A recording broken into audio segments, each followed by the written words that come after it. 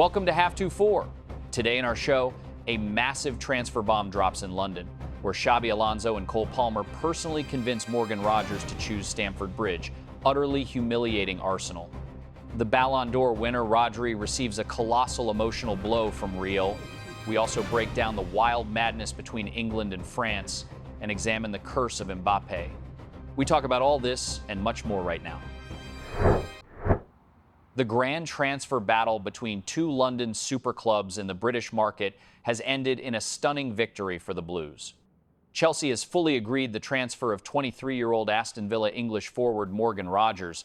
The management of both clubs reached a verbal agreement on a record fee, which will amount to a crazy £117 million sterling.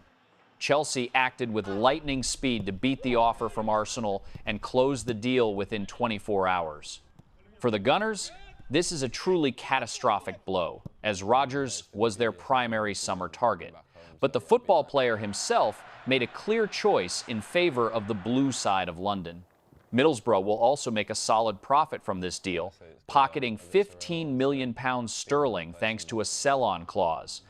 A massive role in this secret mission was played by Chelsea head coach Xabi Alonso, who personally spoke with Morgan, presented his tactical project, and convinced him to give the green light. However, the factor of Rodgers' best friend, Cole Palmer, proved no less important. They have been close friends since childhood and are graduates of the Manchester City Academy. Furthermore, Palmer's famous shoulder-rubbing celebration called Cold was actually invented and first performed by Morgan Rodgers himself at Middlesbrough, while Cole simply borrowed the gesture.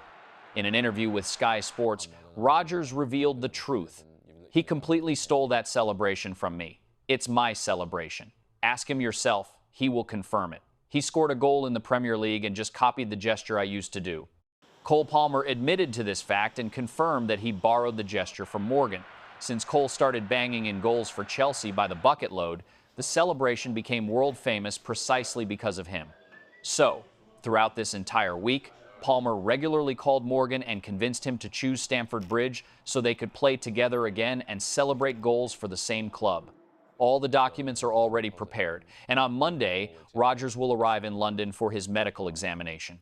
The striker will sign a long-term contract until June 2032 under a 6+1 system, with an option for an automatic extension for another season.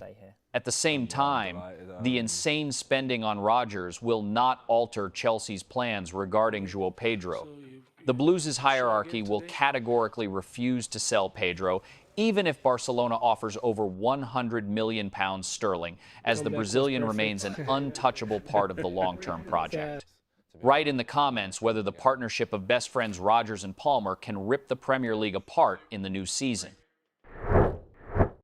By the way, we have calculated the interim spending of English Premier League clubs in the transfer market, and the published figures are frankly surprising. At the top of the extravagance rankings, Tottenham has unexpectedly emerged, having launched a wild overhaul this summer to lead the list of the biggest money bags by spending a record £229,500,000 sterling. The Spurs outpaced Chelsea, who occupies the second spot with a figure of £225,600,000, but the Blues did not lag far behind, trailing by just $4 million. And what is $4 million in our lives these days anyway? Third is Manchester City, whose summer expenditures have currently paused at $153,100,000. Giants like Liverpool, Manchester United, and Newcastle are keeping things more modest, spending in the region of £85 to £90 million each. However, the real sensation was the complete passivity of certain top-flight clubs. Crystal Palace, Nottingham Forest, and Sunderland have still not spent a single penny on reinforcements, holding around zero in their expenditure column. Sitting slightly above them are Hull City with a sum of £3,500,000 and Fulham with a figure of £5,200,000 sterling. Write in the comments how you rate this wild shopping spree from Tottenham and whether the clubs with a zero budget can survive the new season without high-profile transfers. This decision by the Madrid Real hierarchy has come as a genuine shock to the best defensive midfielder in the world and winner of the Ballon d'Or. The 30-year-old Spanish leader of Manchester City, Rodri, received a colossal emotional blow and was left completely bewildered, as he was absolutely convinced that he would return to his homeland this summer and put on the shirt of the Royal Club. In the spring, while away with the national team, the star midfielder made several unprecedented public statements.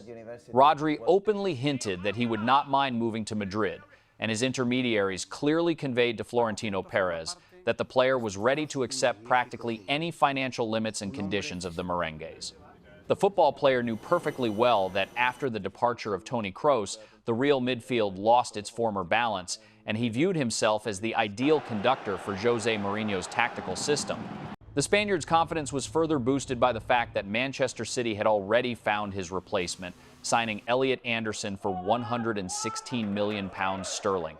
Rodri expected the clubs to swiftly enter negotiations since his contract with the Citizens runs until the summer of 2027 and is entering the final stretch.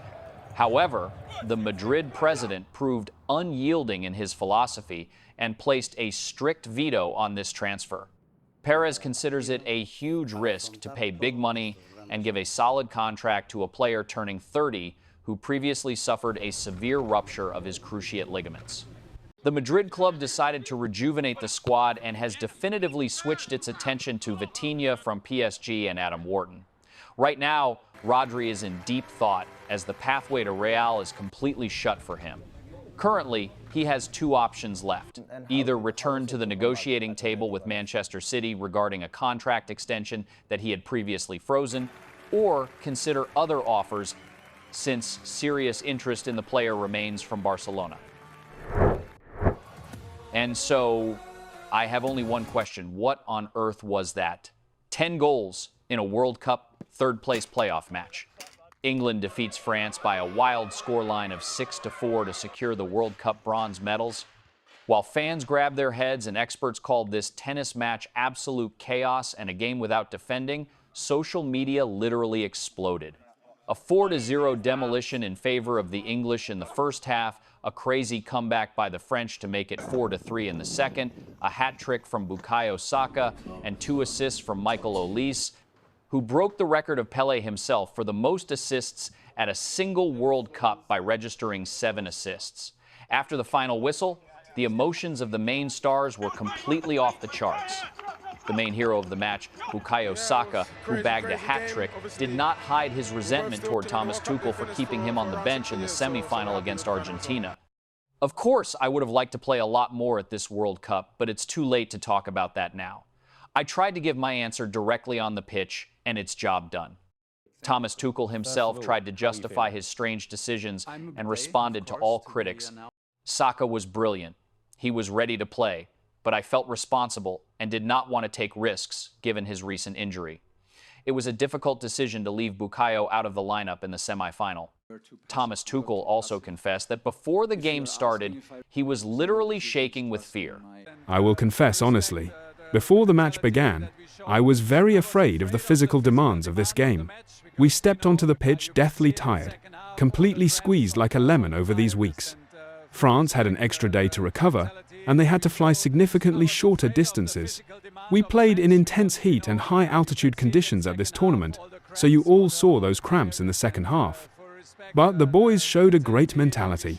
Before the game, Jordan Henderson delivered a powerful speech in the dressing room that put the team on the same wavelength. This is the first World Cup medal for England in 60 years, and the first ever on foreign soil. We beat France, and our next step is hunting Spain in the Nations League. A separate storyline in this madness was the tricolor's captain, Kylian Mbappe. Netting a brace, Mbappe will most likely claim the Golden Boot as the top scorer of this World Cup with a tally of 10 goals. Furthermore, Kylian has scored 22 goals in 22 matches at World Cups. He has become the absolute top scorer in World Cup history, overtaking Lionel Messi. Yet, Mbappe was once again left without the main trophy. It is high time to introduce a new scientific term, the Mbappe paradox. This is a unique anomaly because wherever Kylian plays, he becomes the top scorer, but team trophies fly right past him. This season, he became the top sniper in La Liga the best forward in the Champions League, and most likely the most prolific player at the World Cup. But where are the gold medals themselves, Kylian? Whether it is a curse or a strange coincidence remains unknown, but the football player himself looked completely devastated after the game. Did we show a lack of respect to the shirt in the first half? I would say we were just human, and unfortunately, we do not have the right to be human. We completely switched off from the game, and our opponent gave us a harsh wake-up call. To be honest, I would rather not become the top scorer and instead play in the World Cup final. Write in the comments how you like this historic thriller between England and France.